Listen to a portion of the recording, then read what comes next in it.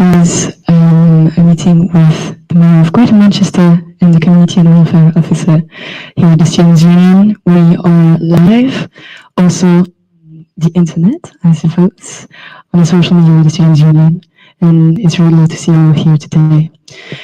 And Flora, do you want to introduce yourself, tell a bit more about your roles and what it entails? Hi everybody, I'm Andy Burnham, Mayor of Greater Manchester.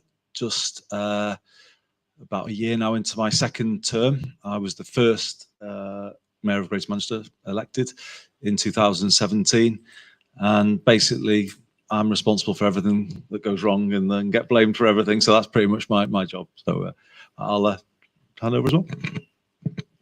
Yeah, hello, I'm Fritha Heaven, also known as Fraz. I'm the Welfare and Community Officer here at the Student Union. That basically means I was elected by the whole student body to represent you guys. So yeah, looking after everything to do with community, mental health, housing, environment, that kind of thing. Brilliant. So here today we're also joined by students in the room who, be either returning or maybe the first on-campus experience that they may have since the pandemic. So what would be the main things that they're be looking forward to in Manchester, and what makes this place special? Well, it definitely is special. Well, it's great to see everybody for an in-person event. That's great, isn't it? I was just saying on the way up that my daughter's at Liverpool University, and she's having her first in-person lecture today. She's in her second year, which is a bit mad, isn't it, really? But I know you'll have been similarly disrupted.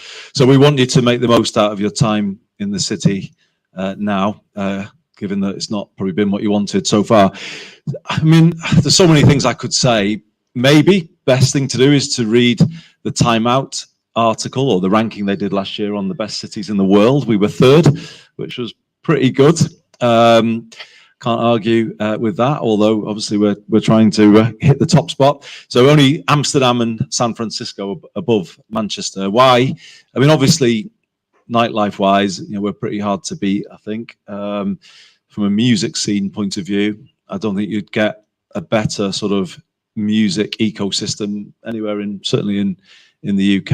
I think it's all here, and it's obviously there for you all to enjoy. And actually, I know we're kind of, as a city, associated with a certain type of indie music, but actually the variety, the diversity in Greater Manchester's music scene is actually amazing, to be honest. And it's fantastic. From a sport point of view, again, I don't think you could wish for more, really, in terms of what's on offer here. The reason why Time Out gave us that ranking, though, because I met them and we were sort of discussing why we scored so well. They were saying it was kind of more than anything about the spirit of the place, the way it kind of ticks, the way people think about life, and the way there's a sort of inbuilt belief in supporting each other in collectivism.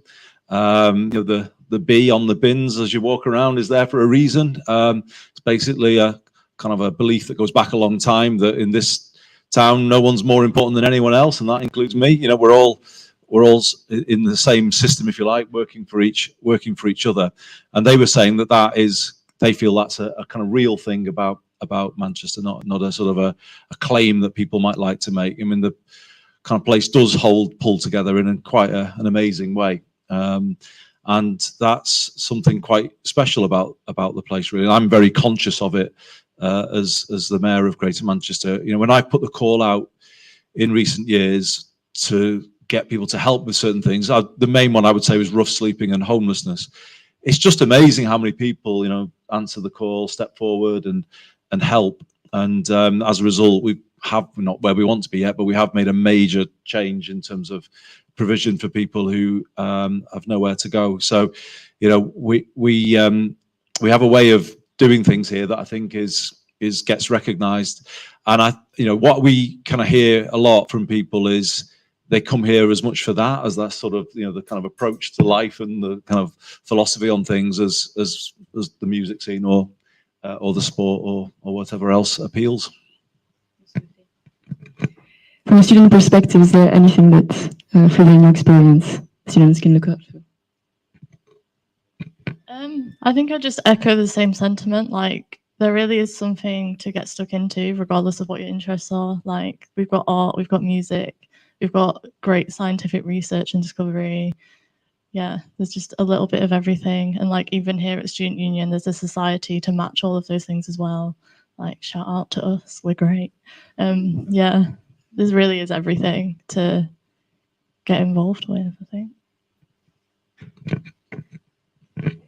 So obviously you mentioned music and all the other exciting opportunities that they have, but also Manchester is built upon a really diverse history and, a plethora of activism, revolutions, but music, we talked about it, and culture. What would be your top 5 cultural landmarks that really define Manchester as a city? So the top one for me would be the one that kind of captures the stories of all of those struggles over the centuries here. It's the People's History Museum.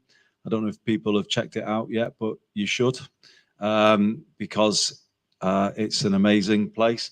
I launched my 2 failed Labour leadership campaigns there, so it's got a special place in my mind. No, I mean, I think if whatever your politics, I think you would struggle not to be inspired by the things that have happened here over quite a long period of time. Actually, it's a place that has kind of had a radical edge. It's radical Manchester has been a real thing for quite a long time. And I think it's always had that role of being, if you like, the kind of radical kind of counterbalance to London and the South. So let's go back through a few of those things to see if they resonate with you. So obviously, just over 100 years ago, the suffragettes, they were active here very much in these streets.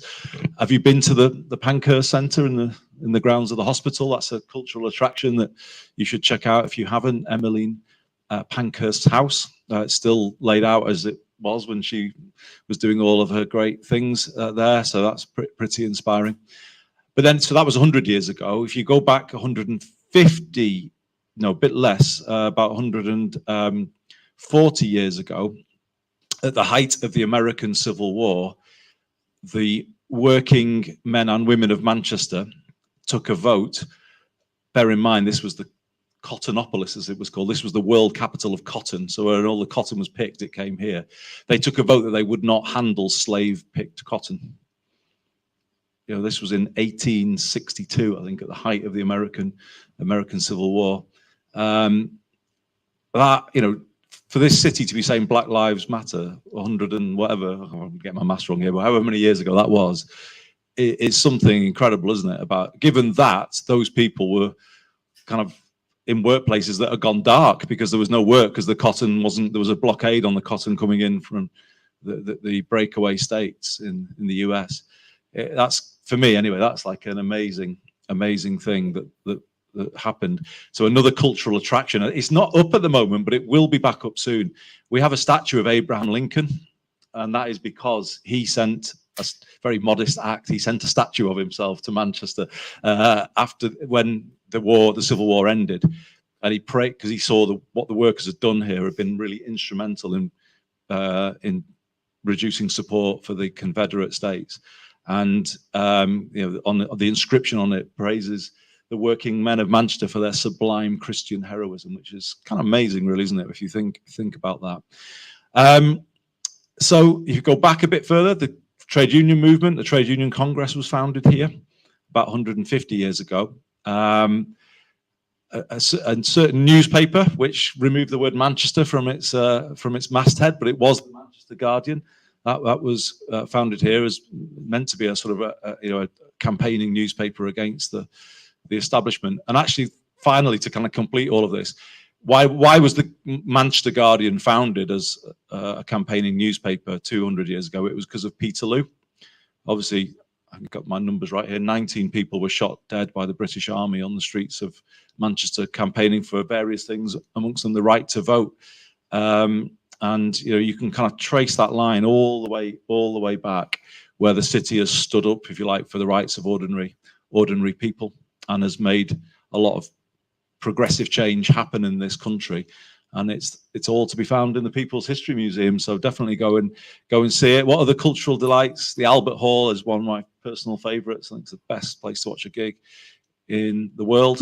Anyway, there's lots, isn't there? And yeah, you're in a place that's not short of amazing places to visit. So it's a lot of very, political and cultural important landmarks in terms of, whatever the kind of political moments of Manchester have shaped over the years. And I wonder what the student movements have shaped culturally, and what you would think of those landmarks from a young people's point of view as well. I guess what I find quite impressive in Manchester is that people still care so much about the impact that this city has had. Like, since I became a student in 2018, we've seen the 100th anniversary of the suffragettes, 200th anniversary of Peterloo, and like so many students are passionate about joining with everyone else in the city and continuing to go into the centre of the city and protest for ongoing change that they want to see happen. And like, especially with students nowadays, there's so many things we want to see happen, like improvements around climate change. We see that all the time in Manchester. We've recently had things around the rent strike during COVID, and so many younger students as well during their A-levels going out to protest to make sure that they got the grades that they deserved and could get into the university that they wanted to be in. And I just think people being drawn here to be part of that ongoing culture is really inspiring, and it makes me really proud to be part of that and be included in that ongoing movement. Well, it was just on that theme, the anti-spiking protest was, I mean, how many people were at that? There were at least 1,000, I would say. Yeah. And I think that's something I've always felt with the student population here. There's never a danger of people just sort of say, oh, well, don't care. It's always the case that there'll be a strong kind of show of support on issues where things need to change. And coming out of that, we worked together on an anti-spiking partnership for Greater Manchester, which we're hoping to build quite a lot this year. So I think with devolution in the city, with the ability for us to do more for ourselves than perhaps other cities have got because of the devolution, I'm really conscious that it can maybe engage you a little bit in terms of you've got somewhere direct to come to if there are things that you not just want to campaign about things, but also then try and bring that campaigning into a practical change. I think that's something that Manchester's got that other places haven't. The ability to work together to change policy on issues that we know need to change. So on this, then, on a council level and a students' union level, what would be kind of the processes by which students' issues are raised to you and considered in those sense? So if we go back pre-pandemic, the three universities had formed a sort of students panel or group, I can't remember the exact name of it, where we had regular meetings at the combined authority.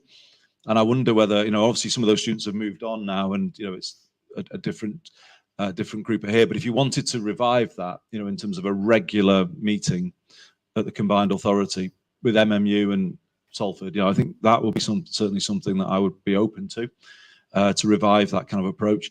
In terms of the issues, I think safety is something that needs to improve for students. I mean, my brother studied here, and I know, he had challenges, big ones, in terms of the house where he was living in Fallowfield at the time, and I'm not sure things have moved on massively from the 90s. I still think there's a very big issue.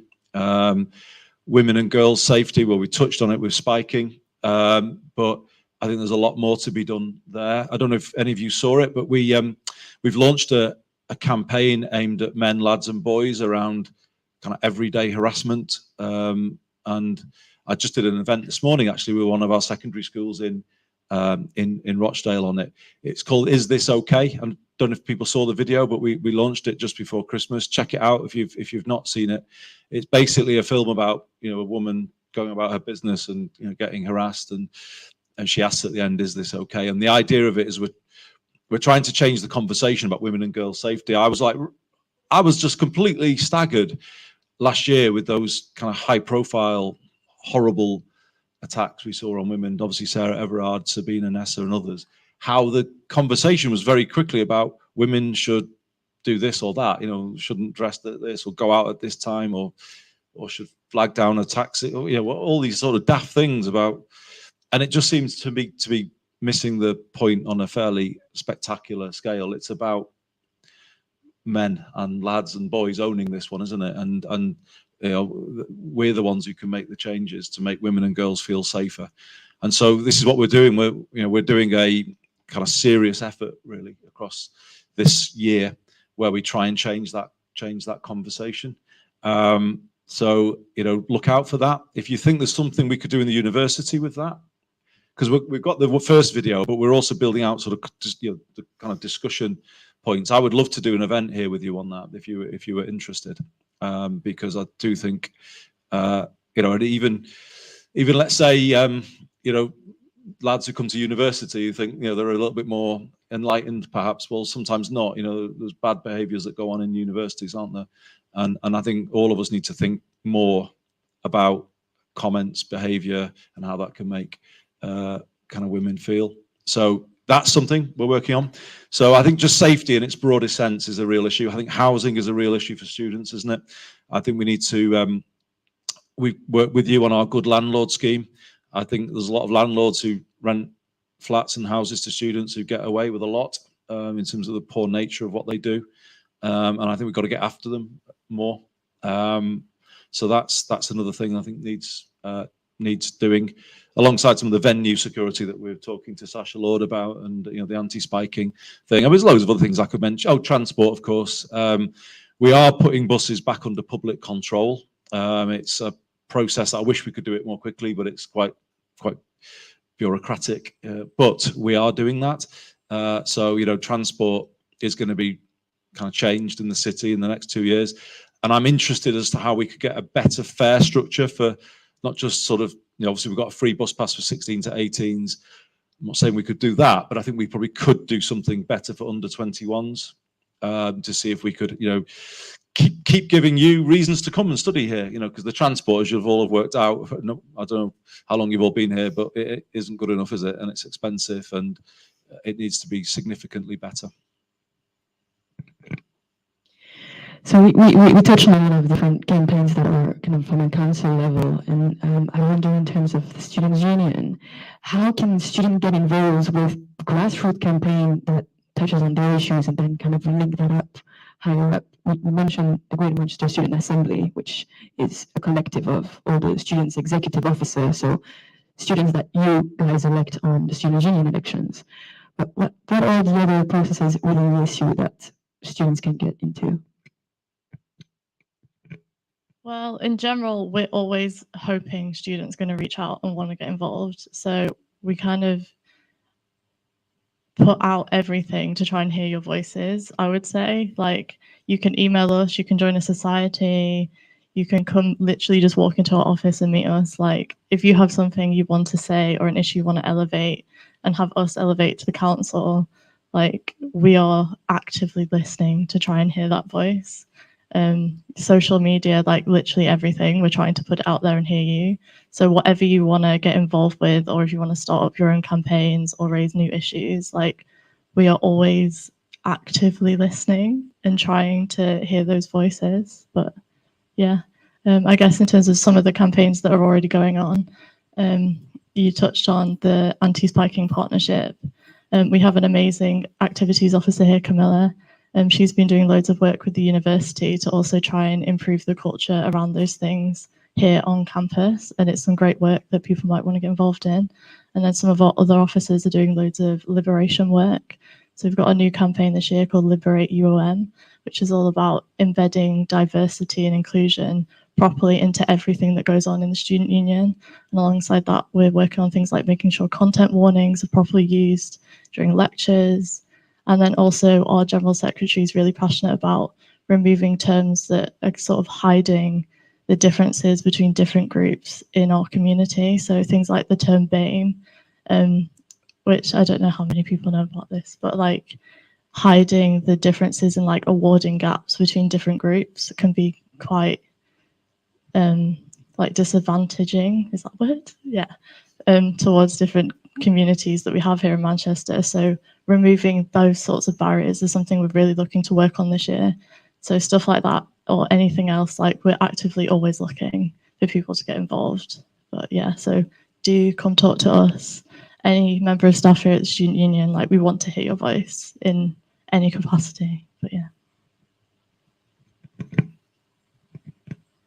Out of curiosity from the crowd, is there anyone that wants to raise a certain issue right here, right now, and trying to discuss how this could be kind of implemented both on the Students' Union and Manchester level? Anyone? Okay.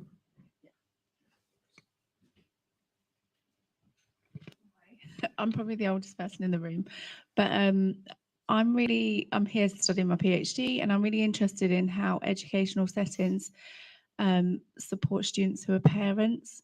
And I think what often happens is when we think about students and students' needs, we are usually thinking about carefree people that are under 21, and also some of them can get pregnant, by the way. But you know, in terms of infrastructure and things, even down to a right to maternity pay, when you're a student, they're all almost invisible barriers. So what would you think about that, either of you two? I think it's a very important question. And if you look at some of our other universities, Salford or Bolton, I think they would have a higher number of people who are parents and have got other responsibilities. So it's an issue that we can help with in terms of the conversation that we have with the leadership of all of the universities on an ongoing basis. To give you an example of how actually that can bring change, when I first got elected, there was a kind of feeling that mental health support for students wasn't what it should be, and actually it was really difficult for people, obviously with a GP maybe at home and not registered with one in the city.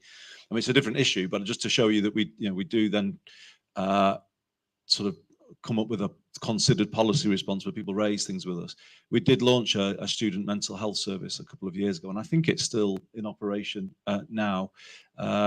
So we do can respond, where things are within our ability to change them. But on that particular issue, I think you're right. Everyone thinks of the age of students in a certain way, and obviously we can always raise issues like that with, as I say, the Vice Chancellor level. So I think it's important that we do. The commitment generally is, we want to make your experience here as good as we possibly can make it. And so the feedback, even if it's quite challenging or direct, doesn't matter. We need to hear it, because obviously our aim is to keep as many of you as we can here. That is a stated aim of GM as a policy. We want to retain as many graduates as we can in the city. And obviously with the change in the nature of the job opportunities here, we're getting better and better at that. The levels of graduate retention are getting higher and higher. But I recognize that they'll get to where they really need to be when things like the transport are sorted out, or when the housing is better. So that's the way we're working. But as well as that, making sure that we are diverse in our approach in terms of recognizing students can be of all backgrounds and all ages as well these days, and we need to work hard to support them. Thank you so much for the question and the answer. Is there anything you want to add further to that question on mature students, or is there anybody that want to ask another question? If they're okay with this, it's just that I know our liberation and our postgraduate officers are always looking to hear more about sort of parents and carer voices. So if you want to wave, yeah, they're your people to help, I suppose.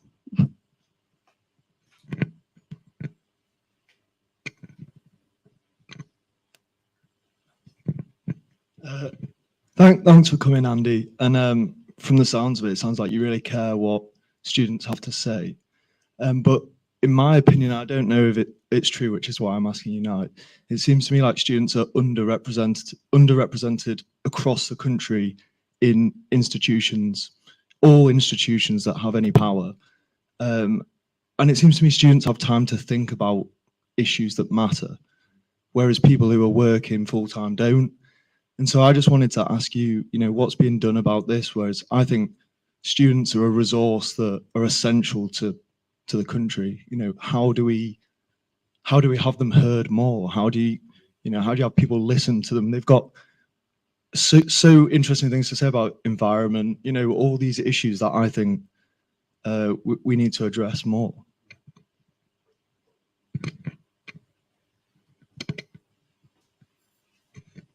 I think you're right. It's an underappreciated resource at times. We definitely see our universities as one of the greatest assets of the cities and the student population that comes with them. I think we could absolutely make more use of your expertise and talents while you're here. So one thought, I had a proposal from some students at MMU a couple of weeks ago around catch-up provision for kids in schools, and they were saying, why don't you get us to do it? Rather than us working in bars, whatever. Is there a way of funding that and getting volunteer students to do that? And I thought that is a brilliant idea. And how we could actually turn that into something, I don't know, because the funding hasn't come for that catch-up tuition for the kids who lost out most in the pandemic, but it should do. And if we could find a way of doing that, that's a great example. I'm trying to remember who they were now, because it's a conversation we were beginning again before the pandemic, and it kind of broke down a little. But there were some students here who offered launching a think tank for us, like a young person's think tank, where if we as a combined authority had a piece of work that we wanted doing, or particularly as it something that affected young people or policy ideas, we could sort of commission the group of students that were prepared to work as part of the. I thought that was another fantastic idea. It's probably my fault. Like a lot of things, it kind of the pandemic interrupted it. But that again is another brilliant idea. So yeah, I'm open to those suggestions. I think it's a sort of senior level. The university is very engaged in what we are doing. So if you take, does anyone connected to the Tyndall Centre here? Does anyone know about? Yeah. Okay. So obviously it works on climate change, and it's a big resource, isn't it? Not just for GM, but for the country. Actually, it does internationally. It does amazing work. So the Tyndall Centre at the university helped us develop 2038 as our net zero target for the city region. And I think what I would say it was brilliant that they did that work, because it was, basically we've got a science-based target for net zero in a way that a lot of other places have a political target, and that's down to the university having done that work for us. I guess what I'm finding at the moment with some of the difficulties, I've got a big controversy about a clean air zone at the moment. I don't know if you've seen that. It's kind of, how do you make it work for people? We can all have the high ambitions about net zero, but actually doing it and helping people make changes, particularly people who are on low incomes, how do you actually get there? I think there's a huge amount of work there for the university to support us with, to be honest, because I know a lot of young people are passionate about these things, but you'll also realize that if you're not given financial incentives, how do you actually do it? So from your perspective, young people will know the struggles people will have to afford, retrofitting your home or getting a vehicle. How do you actually do those things? How do you make the right choices for public transport when it's so expensive? And I think there's a real space for sort of new thinking in that territory, coming out of the work that the Tyndall Centre did for us. So I'm massively of the view that you're a huge resource for us while you're here, as well as coming forward with those policy ideas on spiking, for instance, that has led to a quite practical program of work, which I hope will deliver real change. And again, it's there's so many more issues that we could empower you to help us with if we were to work more in that way. But it might make your university years more interesting. It actually puts things on your CV as well, doesn't it? It kind of helps you in terms of developing your thinking about where you're going beyond university. So yeah, I'm really open to that conversation. And in some ways, it might just be easier for you to almost bring ideas to me. So we'd like to do like with spiking, or that demand. We want some action on this, and then we can almost task you with helping us with what that might be. So yeah, loads of things to explore there. So yeah, I really loved your idea, which I suppose has been implemented in some ways pre-pandemic, some kind of coalitions of student campaigners, whether that might be around, liberation and access, or this kind of coalition that takes in consideration kind of all the officers' agenda that we have in the Students' Union, not only in University of Manchester, but also across the region. That might be a really interesting kind of point to bring out, not only through the Students' Assembly, but maybe kind of like is there a young people's assembly in the city in that sense? We have a youth combined authority that I think a couple of say student age people are on, but it's a 16 or it's maybe even 14 to 21. So it's not necessarily just for people, let's say younger adults, if you like. So I think we need probably more. I think maybe building out getting the student forum going again a bit more meaningfully is the way to go, isn't it?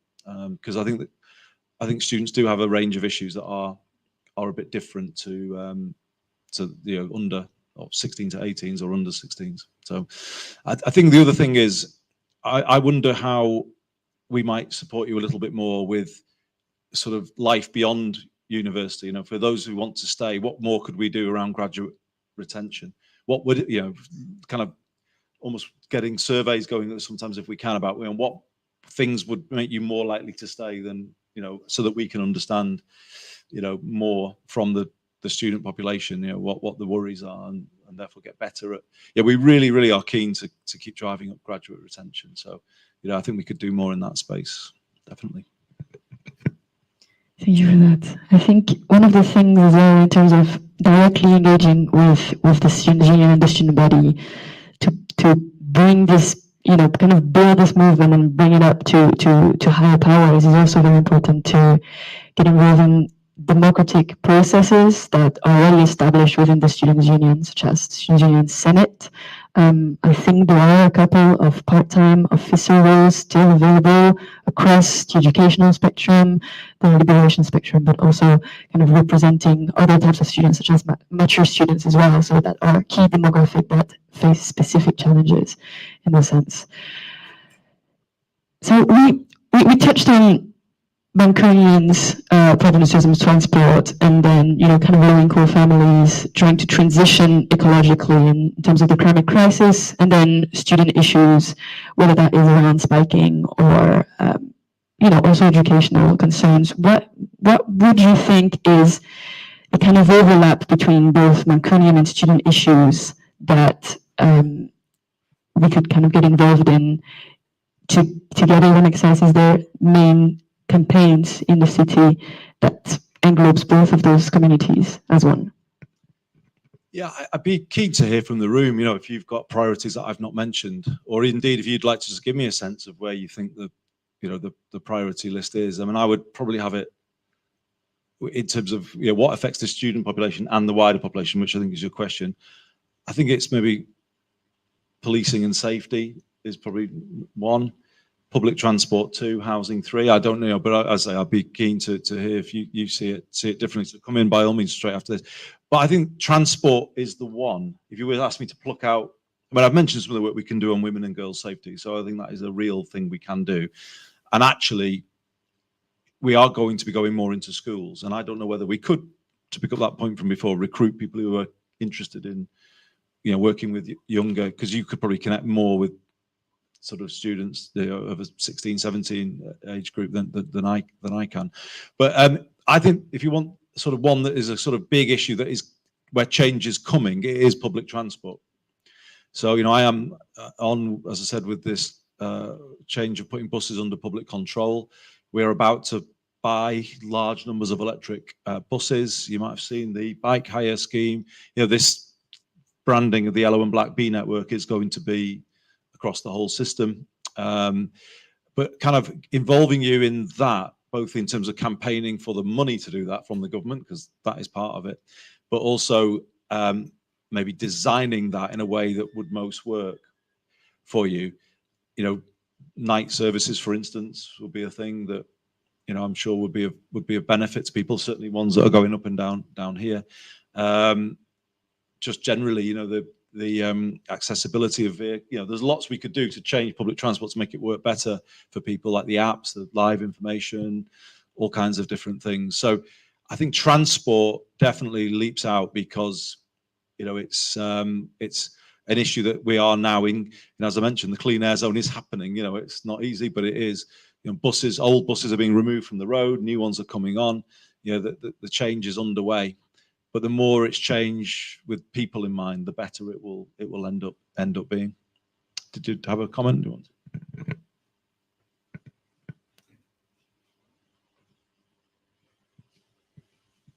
Yeah. Hi. I just wanted to raise the issue of policing, really, because last year, especially for students first years in university halls, we faced huge levels of over policing that were documented in the NetPol report, which I don't know if you know about, but that was almost just about a year ago now, and it showed there's so much evidence of police illegally raiding student houses, disproportionately targeting ethnic minority students and women for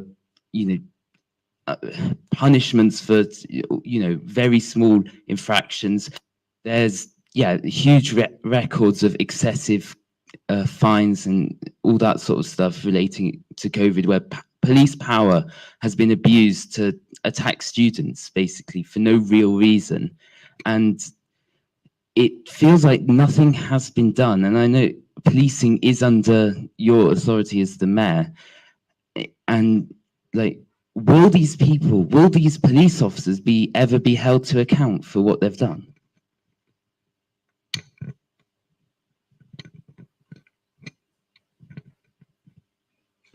Thanks very much. I mean, I remember that period very well. It was difficult, wasn't it, to say the least, and probably quite frustrating for some of you now. We're looking at the national news as we wait for Sue Gray to do her work. I think she has delivered a report, has she, today? But there's nothing in it because it's all redacted apparently. But it's a serious point, isn't it? Because anybody who was on the receiving end of the kind of interventions that you describe in that period, I think will feel pretty sore about that, given what we know was going on in Downing Street. The thing I would say, it would be a case of if there are complaints that have not been followed up, I will follow them up for you with regard to outstanding issues that have not been resolved. So if the Students' Union wanted to give me those, I will make sure the Chief Constable gets them. And we need a fair resolution of them.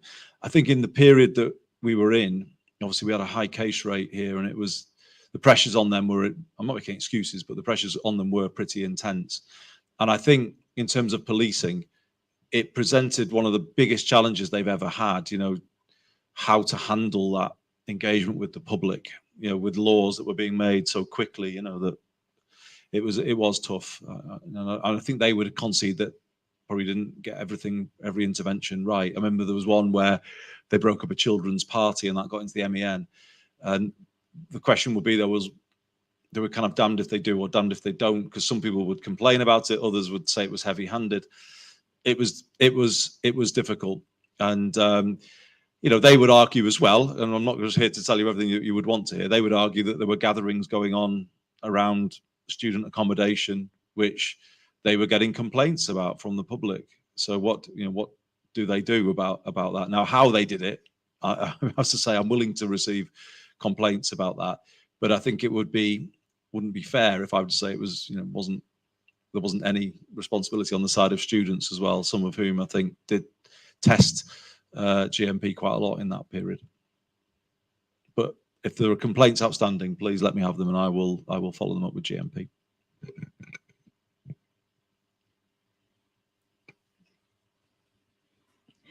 Feel free to raise your arm as well, like that I can pick up the mic afterwards. Hi again. You were just talking about the clean air thing. I was wondering if you could talk a bit more about that, and specifically just, I know Piccadilly Gardens is called Piccadilly Gardens, but I think the complaint I hear most about Manchester is this is just a concrete jungle. I was wondering if there's any kind of plan for regeneration of that area specifically.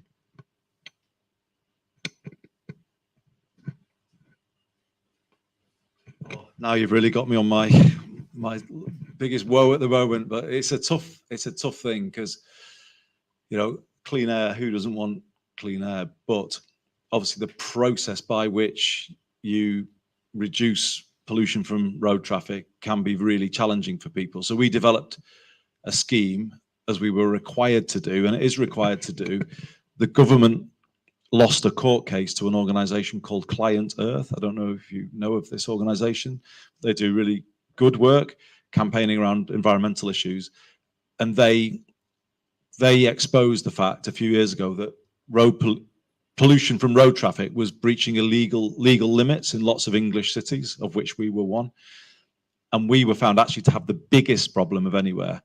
And I think that's linked to our geography. Well, so I think it's linked to the poor quality of public transport because we have a lot more older vehicles on our roads, but also the geography of Greater Manchester because there's traffic coming from Yorkshire that's just cutting through here and it's not even stopping here. It just, you know, lots of stuff comes through. So to cut a long story short, we were required to clean up the air by 2024. And the only way that can be done is to create a charging zone like the ULEZ that they have in London, similar. We didn't include cars because we believe there are lots of people in Greater Manchester who have no alternative to their car because public transport is so poor in parts of the city region. But we did say it should include HGVs, buses, taxis and vans. And the problem has been, we've been trapped on a date that the government set, 2024, which was set pre-pandemic. But then the pandemic has come in and has basically kind of thrown out the supply chains for vehicles because lots of plants shut down, you know, at some point in the lockdowns. So the vehicle availability has really dropped and the prices have really shot up.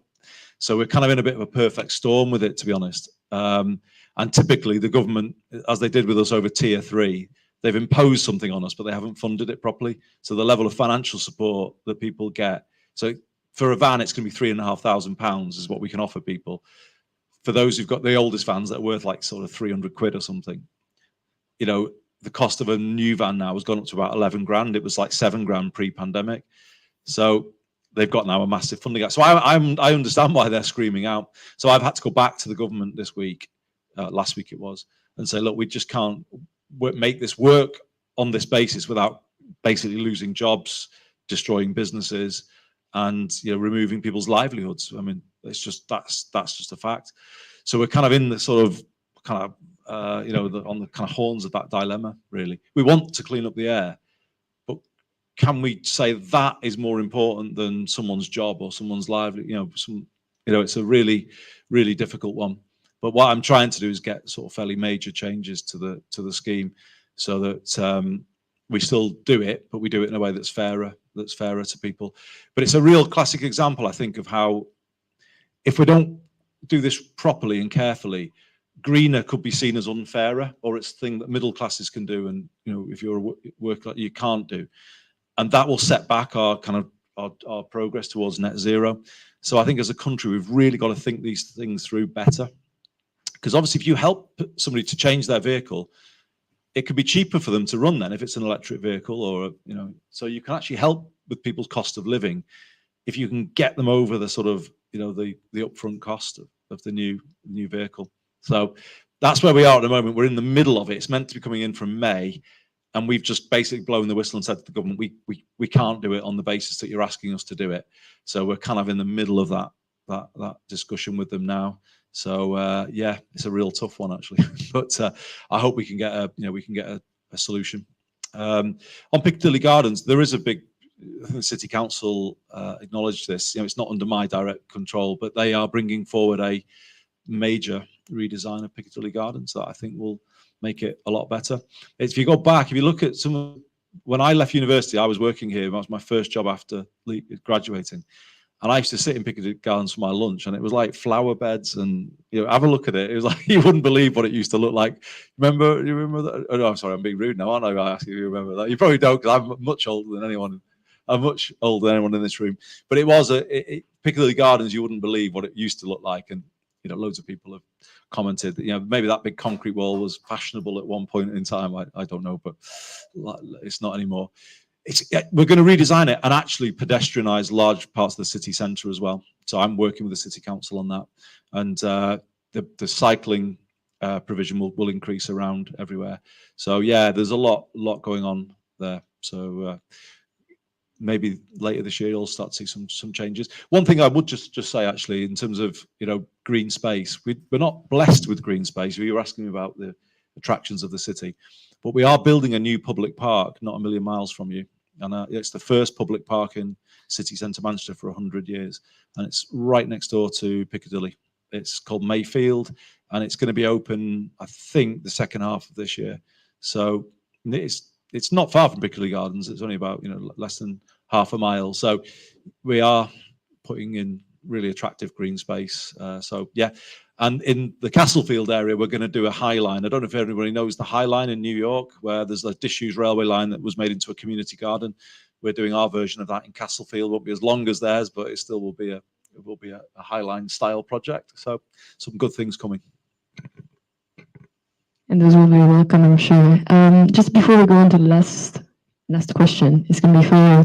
I just want to hear from further around, how can we get more students, and how can we encourage more students to get involved in student democracy, which is one of the main pillars of bringing that up to higher authorities. Well, in terms of getting people more involved, get involved yourself and invite your friends to get involved. I think, as you said earlier, there's still lots of part-time roles and things to get involved with, but we've also got our upcoming exec elections in March, which are sort of the main 8 positions in the student union, which are all full-time.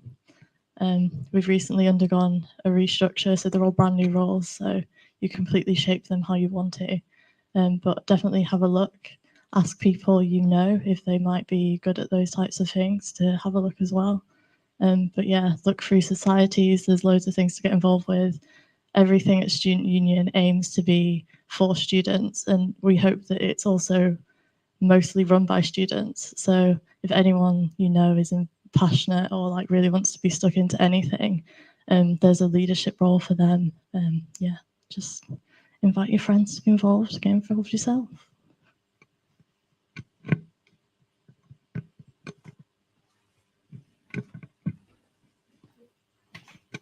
Hi, I just wondered if you could discuss briefly how ongoing plans for education and students like us here, how they fit with your visions of levelling up.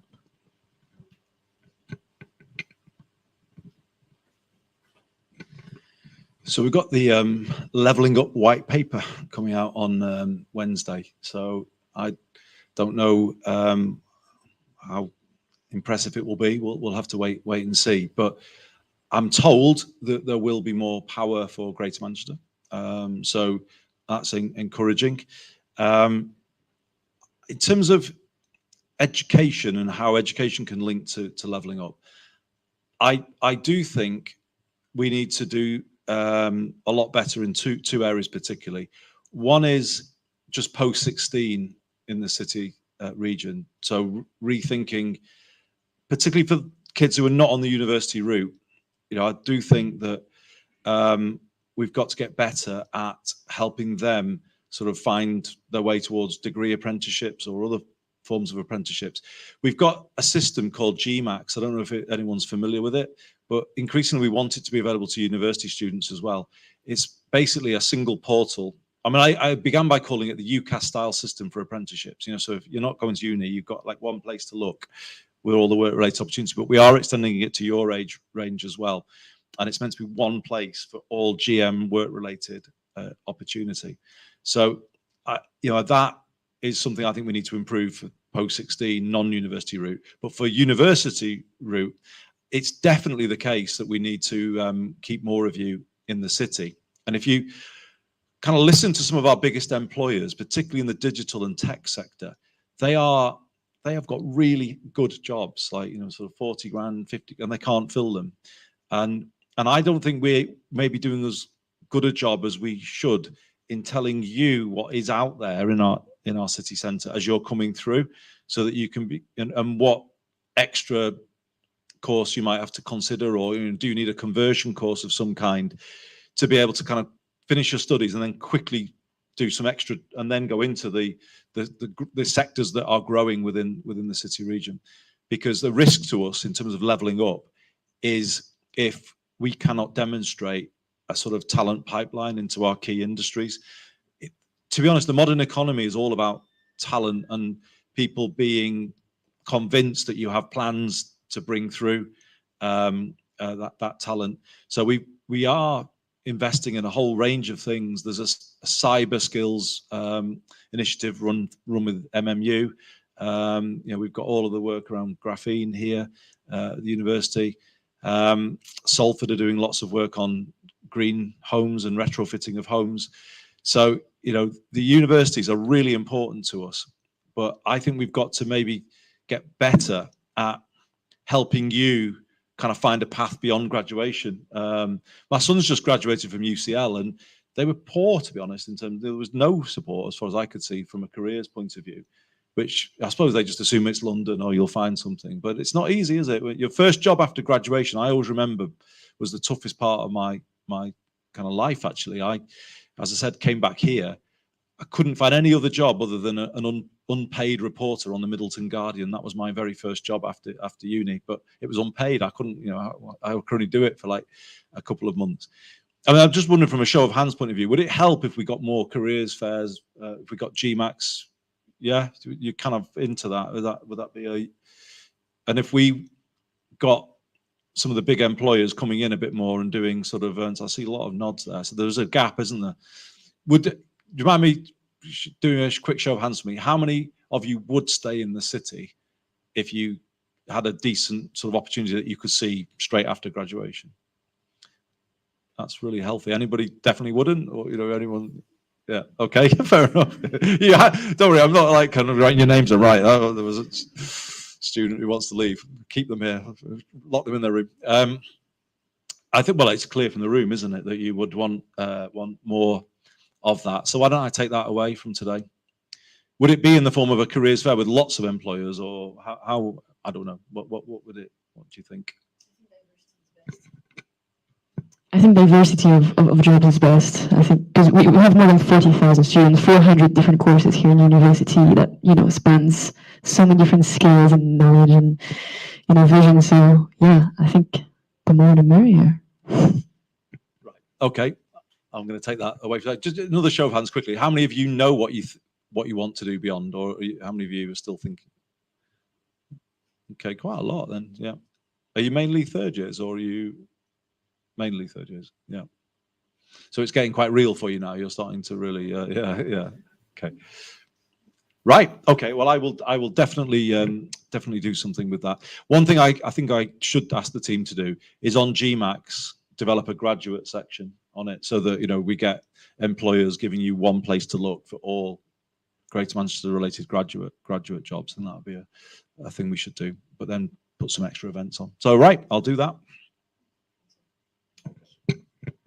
And I think it's time, right on time. Yeah. Perfect. Well, thank you so much to everyone for coming tonight. Thank you, Andy, for joining us in Frida. And yeah, make sure you stick around. We have some refreshments at the table. And thank you so much for everybody listening and watching virtually. That's a wrap.